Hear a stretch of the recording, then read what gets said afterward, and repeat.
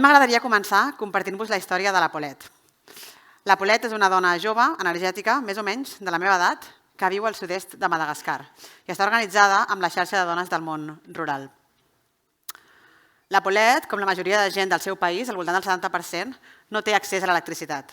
Això vol dir que viu amb la llum del dia i quan el sol es pon es frena l'activitat a tota la comunitat.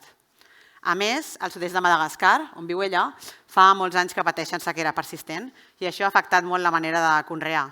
Si abans podien obtenir 3 collites d'arròs per any, ara en poden obtenir només una i això és insuficient per viure. En conseqüència, aquesta manca de collites ha obligat a l'Organització Mundial de l'Alimentació a instal·lar-se en aquesta zona per contenir la fam.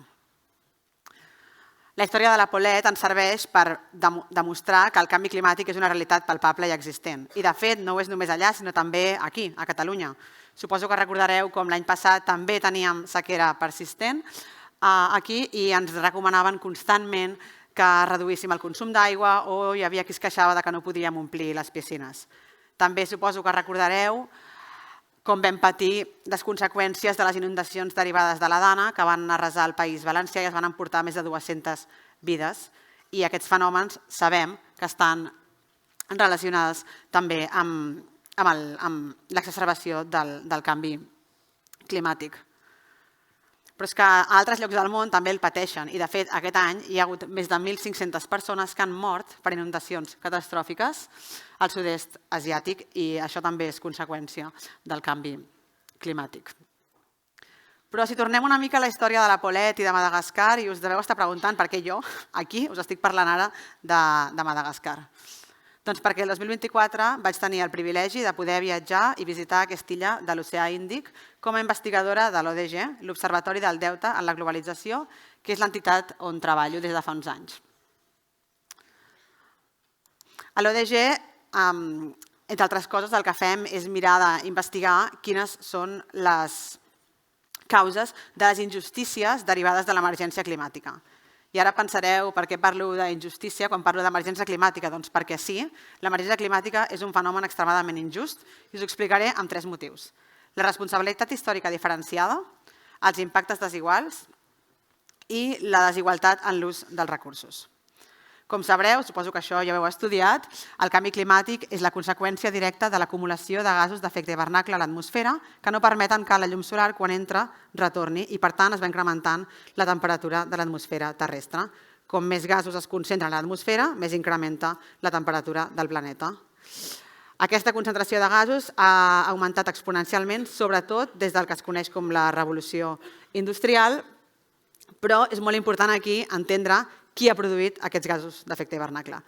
Si mirem aquesta taula, veureu els noms de diferents països i veureu que hi ha uns països en concret que han emès històricament, des d'aquesta revolució industrial, moltíssimes més emissions que altres països que pràcticament no n'han emès, de fet que ni surten a la llista, la gran majoria de països del món, però en canvi sí que n'estan patint les pitjors conseqüències. Per tant, parlem d'una responsabilitat històrica diferenciada entre els diferents països.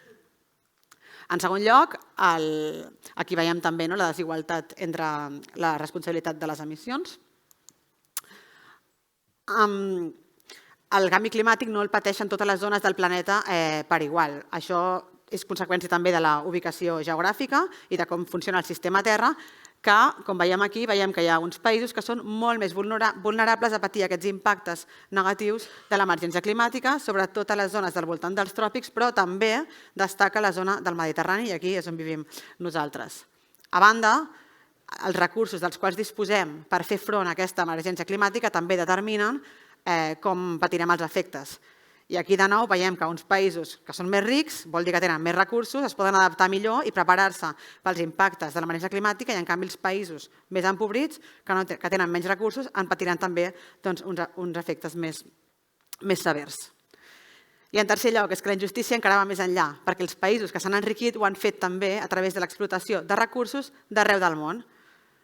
Durant anys, els recursos de tot arreu, de territoris rics en recursos, han anat en una sola direcció cap als països que ara estan més industrialitzats, com són els països europeus, Estats Units, Canadà, i parlem de tot tipus de matèries primeres, com pot ser el cautxú de l'Amazones, l'oli de palma d'Indonèsia o el liti, per exemple, de Xile, i altres minerals crítics que ja ho estaven explicant les meves companyes abans.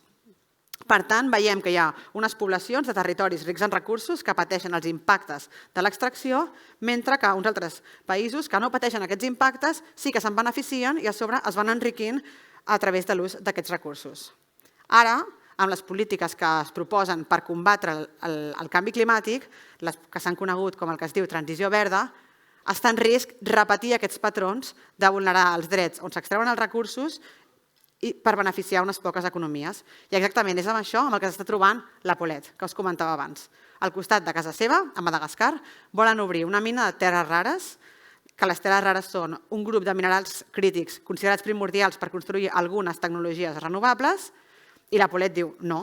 Ella ha decidit oposar-s'hi fermament. No vol posar en risc els seus mitjans de subsistència pel benefici d'una empresa estrangera que està posant justament en risc les seves condicions de vida. Espero que no estigueu molt desanimades i sé que la situació fa una mica de por, però crec que quedar-nos de braços plegats tampoc és una opció. Veiem com la Paulette està lluitant, doncs jo també, no? Potser sola no podré, no, segur que no, sola no podré combatre el canvi climàtic, però crec que en col·lectiu sí que podem contribuir a reduir les injustícies que se'n deriven. I això és exactament el que intentem fer a l'ODG, l'Observatori del Deute en la Globalització, que és el lloc on jo treballo. Mirem de visibilitzar aquestes injustícies derivades de l'emergència climàtica i de reconèixer que és un problema col·lectiu però que té uns responsables molt clars. Per tant, fem investigació per assenyalar qui en pateix les conseqüències però també qui se n'està beneficiant. I també donem suport a tots aquells moviments socials que lluiten per demanar una transició energètica justa que no deixi ningú enrere, ni aquí ni a la resta del món. A més, en els últims anys ens hem centrat en analitzar aquesta transició verda, o sigui, aquestes polítiques per descarbonitzar les nostres economies, amb la mirada de justícia. Qui en pateix els impactes, com podem fer que realment sigui justa. Per tant, si la transició verda requereix d'uns minerals crítics per fabricar tecnologies que ens permetin fer la transició a les energies renovables, no podem permetre que l'extracció d'aquests mateixos minerals es faci amb el cost de l'abús dels drets humans de ningú, però és que encara menys d'aquelles poblacions que històricament ja han vist com els recursos dels seus països s'extreien sense només patint-ne les conseqüències i sense poder-ne avançar els beneficis.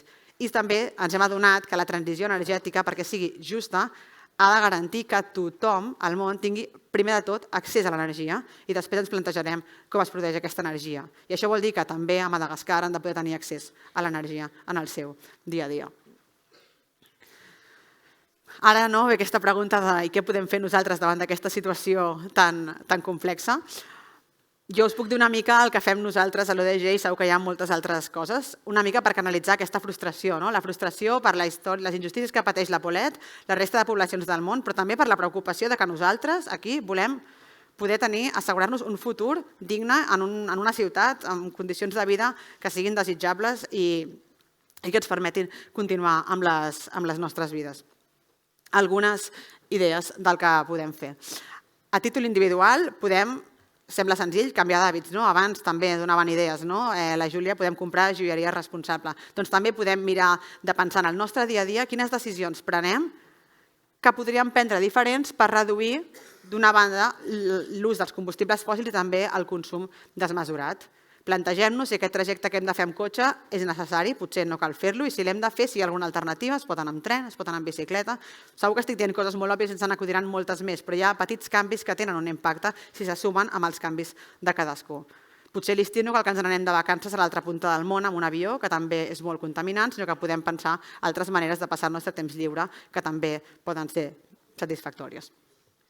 També és molt important parlar-ne, compartir aquesta frustració, la preocupació per l'emergència climàtica amb qui sigui, amb les amigues, les germanes, les nostres àvies. Al final, també compartint aquesta frustració podem activar consciències i també al final construir resiliència col·lectiva. Però és veritat que els canvis individuals, tot i ser molt importants i necessaris, no són suficients perquè al final necessitem canvis més estructurals. Per tant, hem d'aconseguir pressionar aquells que prenen decisions, és a dir, organitzar-nos. I mobilitzar-se de vegades pot semblar molt difícil o ens sentim que no tenim cap tipus de poder davant de la immensitat del problema, però si mirem al llarg de la història veurem que hi ha hagut molts exemples d'èxit de moviments socials que han aconseguit victòries. I ens podem remuntar a les sufragets que van aconseguir el vot de la dona, és una cosa que donem per suposat però que no estava garantida en el seu moment, o que la jornada laboral sigui de 8 hores i no 15 gràcies al sindicalisme organitzat, o més recentment aquí a Barcelona totes les victòries que ha aconseguit el moviment per l'habitatge per posar límits, per exemple, als preus del lloguer. Per tant, mobilitzar-se funciona i també ho podem fer per demanar justícia climàtica. Ho podem fer i ho hem de fer si volem assegurar-nos que podem seguir vivint en aquest planeta amb condicions de vida dignes i justes per nosaltres, però per totes les poblacions del planeta Terra. Així que res, només em queda donar-vos les gràcies per haver-me escoltat fins al final i espero que hagi ajudat.